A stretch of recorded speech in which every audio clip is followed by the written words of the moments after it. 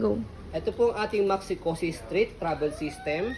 Display mold po lang from Australia. Never been used. With replacement box po siya.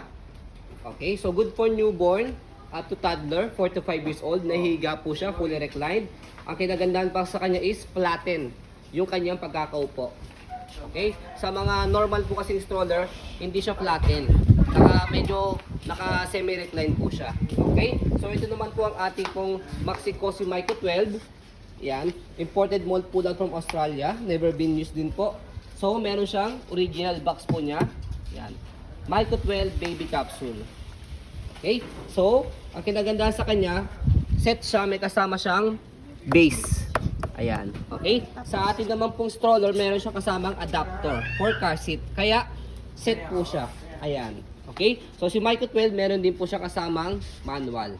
Okay? So kapag tinotal po itong dalawa, as brand new price po siya is 37,000. Pero sa amin po, we sell this as low. Okay? Kaya sa mga naghahanap po ng brand new condition or close to brand new condition na mas mababa po sa brand new condition po yung price, ito po, para po sa inyo po ito.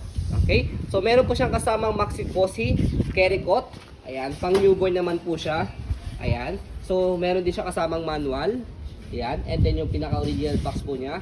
Ang brand new price po niyan is 8K. Okay? So, brand new po ito. Ayan.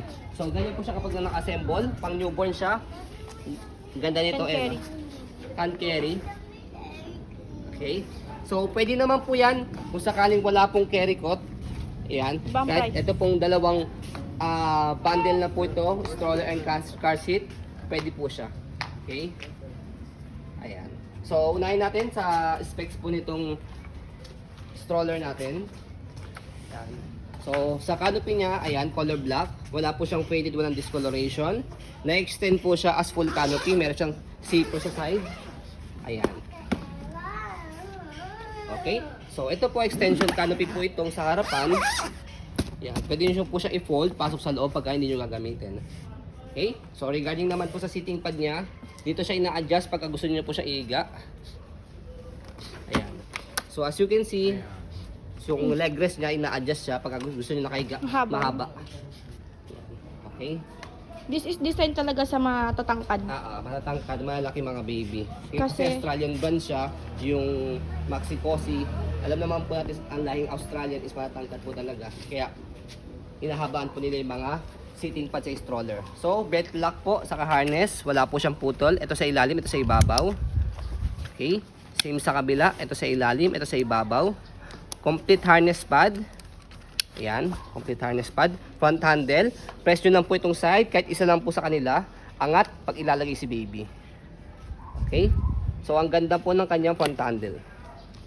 Leg rest. Ito. Ganyan siya pag nakaiga. Pag nakaupo, meron siya ditong pinipress para maibaba. Ayan, pag nakaupo siya. So, papakita po namin, ayan, as you can see, flatten yung pagkakaupo niya. hindi nakakita. Ano man siya? Flatten. Si black. Okay. Saka hindi nyo na kailangan ng extra cushion pad dito dahil ang lambot niya na. Super comfortable na si baby po dito pag nakahiga.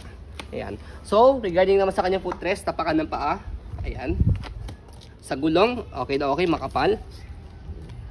Yan. Easy to maneuver, nag-swivel. Kung gusto niyo pong one way lang sa likod, may ina-adjust siyang ini-slide. Yan. Ang purpose niya, okay, pag i-heli niyo si baby, hindi siya nag-swivel.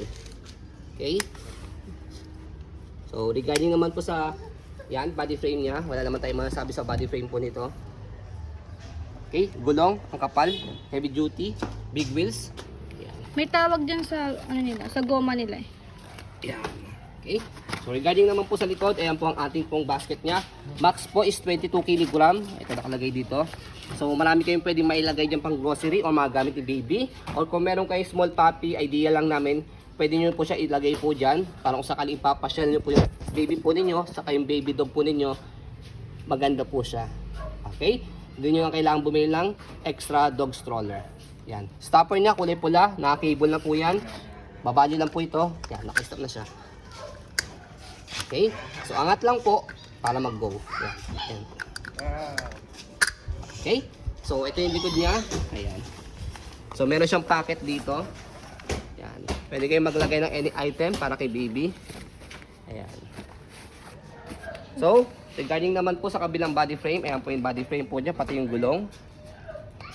Ayan.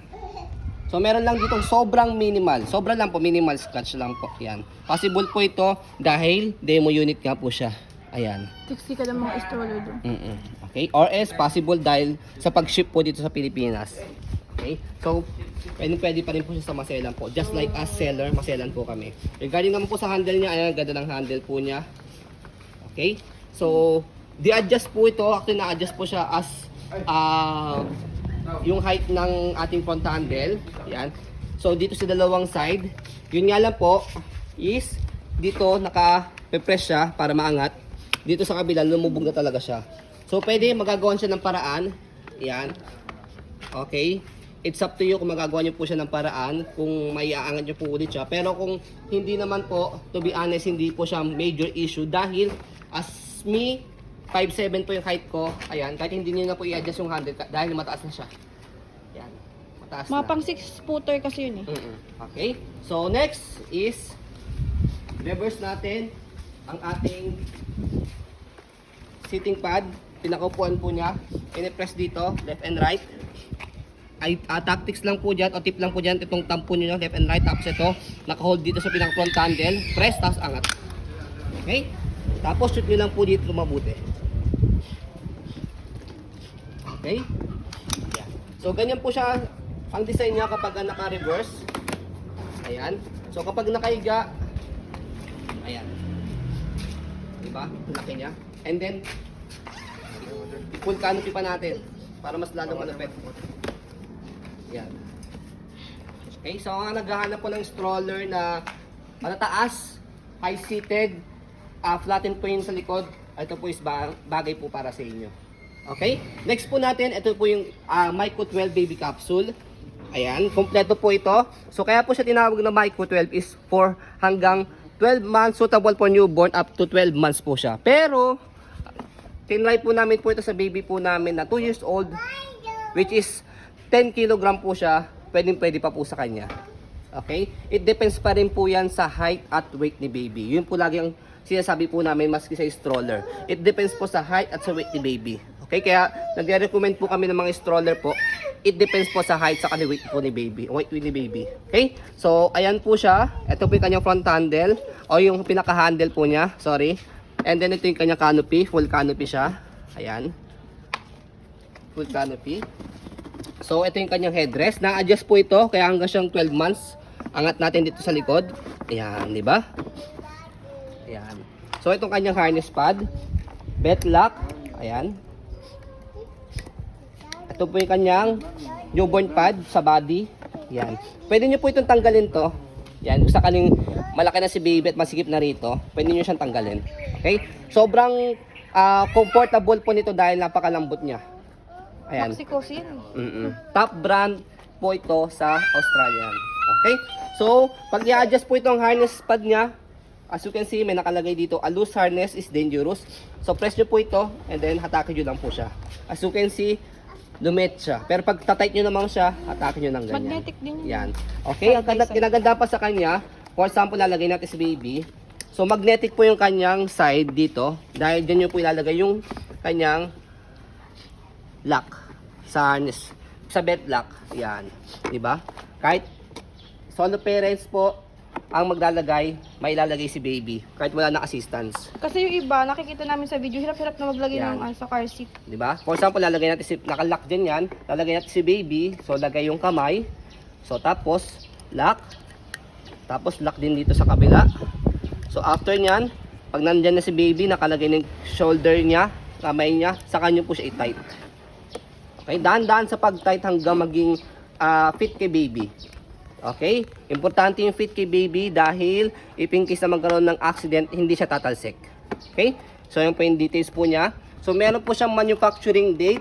Dito po yung sa pinaka-base, 2022. Okay? Kasi may expiration po ang car seat. Sa ganitong car seat po hanggang 10 years po siya.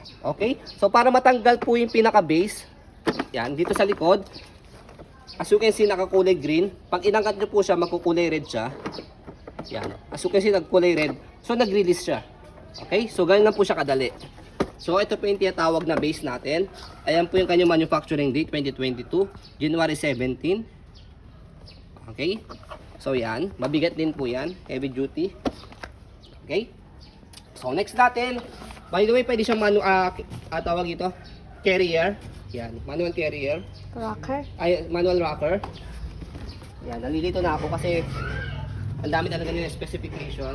So next, pag ilalagay naman po natin yung car seat sa stroller, sa frame ng pinaka-stroller. So, ang kinagandahan po dito is sobrang taas niya. Dahil meron pa siyang adapter. Yan, nakasit na siya, nakalagay ng ganyan. So, meron naman nakalagay niya kung left or right. L saka R. So, ito left. Dito natin lagay sa left. Yan, right sa kabila. Tama. Okay. So, next, pag ilalagay natin, pag nailalagay siya, talagang nakaharap po talaga sa inyo. Rearward facing. Yan. So, shoot nyo na siya mabuti kasi mag-automatic lock yan pag na-shoot nyo siya mabuti. Yan. So, make it sure kung nakalock na siya, angat yun lang siya. Yan, nakalock na. So, as you can see, ang taas niya. Diba? Sampay ka. So, yan ako, 5'7" na yung taas niya. Okay. So, talagang comfortable si baby. So, tip lang din namin sa inyo kung gusto niyo po, dahil kung newborn pa lang si baby, kahit hindi niyo muna dalhin po ito, kahit iwan niyo muna sa bahay, yan, para at least space saver lang po sa sasakyan po ninyo, kahit si car seat muna, pati yung kanyang body frame, dahil newborn pa naman po siya, hindi pa naman siya nakakaupo, ito po muna po ang pwede namin tip sa inyo. Yan. Okay? Para at least, yan, kung tatanggalin niyo sa body frame ng stroller, pwede nyo siyang bitbitin, hand carry. Okay?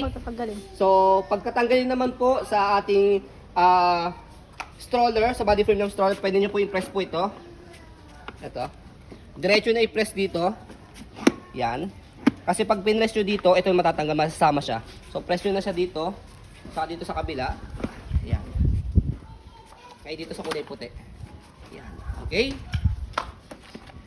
So next po natin is, by the way, sa paglagay naman sa basin, sa pinaka kanyang base. So make it sure na ito po yung steel niya nakalapat dito. Automatic naman yung kulay green, magkukulay green, kulay red. Pag magkukulay green naman yan, kapag po naka-lock na siya. Kaya mo yan. Wait lang, baligtad.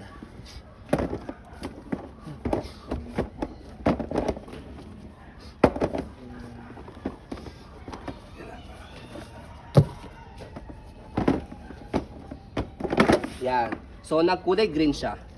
Okay? Indication na nakalock na po siya. Yan. So, ang manual po nito, yan, sa instruction, meron po siya dito, pag ilagay sa car seat, ay sa sasakyan, or kung gusto niyo nang pong basahin, meron po siyang manual. Okay? Next natin, sa carry coat. Yan. Sa pinaka-carry coat, hindi talaga siya pwedeng ilagay sa stroller. So, dahil hand carry talaga siya. Ayan. So, ganyan ang setup niya. Ayan. So, di-zipper siya dito sa gilid. Pagtatanggalin o ilalagay si baby. Ayan. So, safe siya. Hindi siya mag-roll dahil meron siya ditong harness. Ayan. So, comfortable din siya dahil may foam dito. Ayan. So, hindi ito magpo-fold dahil meron siya ditong plastic sa loob. Pampakapit yan. Yan. And then, ito naman po ang ating manual niya. Yan. So, ito rin ang kanyang original box. So, again, pwede po siyang set as 3 na meron pong kasamang stroller, car seat, and carry coat. Yan, for as low as posting price po namin. Okay? Pwede rin naman po is wala po yung Leica carry coat. Pwede rin naman po, bilhin nyo po siya as solo lang. Yan. And then, meron pang kasamang sa stroller, rain cover. Brand new rain cover po ito, hindi po ito nagamit. Okay? So, ayun po, as you can see. Pag-fold. Yan. Sa pag-fold naman po, tanggalin muna natin to. Sa pagtanggal po nito, presyo lang po dito.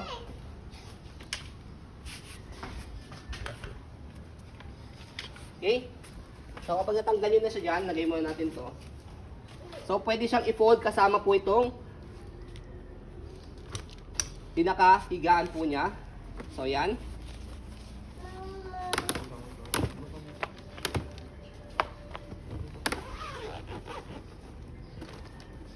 So sa pag-fold sa kanya, so dito sa likod, ayan, press nyo po siya. Pwede nyo po siyang kinagandaan dito para siyang Nuna, brand ng Nuna, okay? Dahil pag pinress nyo to, pwede siyang hanggang sa guts, hanggang sa baba. Ayan, and then after that, press nyo po siya, slide, press, para lumubog, and then, paharap. So yan, kapag na-forward nyo na papaharap yung handle, meron ditong hawakan. And then, magpo-fold siyang ganyan. Meron siyang lock sa gilid. Ayan. Okay? So, pwede siyang ganyan. Na can stand alone. Ayan. Ayan. Okay? Pwede siyang set as naka-fold. Can stand alone. Pwede rin naman po kung gusto po ninyo, separate. Tatanggalin nyo rito. Ayan. Tatanggalin nyo siya. Diba? Ang ganda niya. Ang dami niya specification. Ang compact. Yan. Okay? So, pwede siyang ganyan. Magkahiwalay. Pwede magkasama, pwede magkahiwalay. Okay? So, ayun po. Lahat po yan is si Mygo 12 meron siyang original box. Si Kericot meron din siyang original box. Si ating Street na Maxi Cosi meron din siyang replacement box naman. Okay? So, ayun po. As you can see, very details po kami mag-video kasi yung siya policy po namin. No refund, no exchange, what you see is what you get. So yun po, maraming salamat sa pag-video nyo hanggang matapos na ito. Have a nice day and God bless po.